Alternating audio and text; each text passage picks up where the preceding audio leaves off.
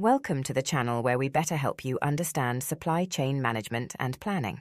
Today we're talking about assemble to order. It's also known as ATO. At its core, ATO involves assembling products only after an order is received. This method stands in contrast to make to stock, MTS strategies, where items are produced in advance and kept in inventory, waiting for customers to buy them. Imagine a toy store filled with pre-made toys, MTS, versus a shop where toys are assembled only when a child picks the design and features they want, ATO. The ATO model is inherently customer-centric. It's like a tailor taking measurements before stitching a suit, ensuring a perfect fit for each customer. This focus on customization helps meet specific customer needs and preferences. ATO requires a strategic approach to inventory. Rather than finished products, manufacturers store components and parts. Think of it as a pantry stocked with ingredients rather than pre-cooked meals. This method reduces the cost and space required for storing finished goods. Flexibility is key in ATO. Manufacturing systems must be able to switch quickly between product types, similar to a multi-cuisine kitchen adept at shifting from Italian to Chinese cooking techniques.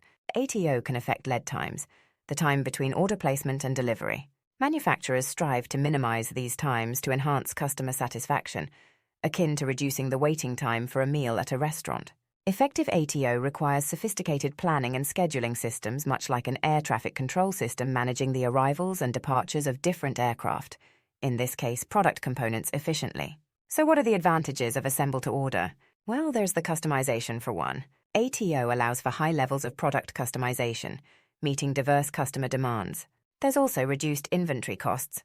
By storing components rather than finished goods, companies can significantly cut down on inventory costs. It's also incredibly flexible. ATO systems can quickly adapt to changes in customer demand, much like a DJ adjusting the music based on the mood of the party. Now there are some challenges that come with ATO. First and foremost is its complexity in planning and control.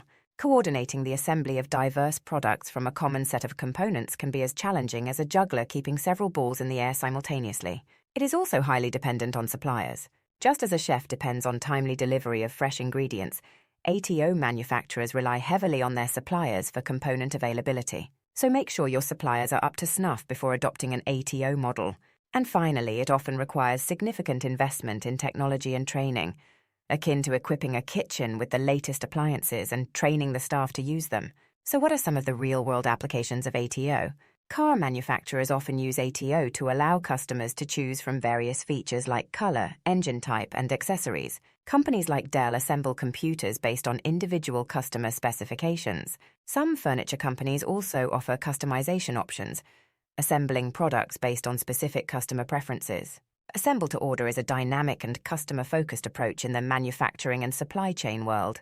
It balances the need for customization with the challenges of inventory management and production planning. By leveraging ATO, companies can not only meet diverse customer needs but also maintain efficiency and responsiveness in their operations. Like a well-orchestrated symphony, each element of ATO must work in harmony to deliver a seamless and satisfying customer experience.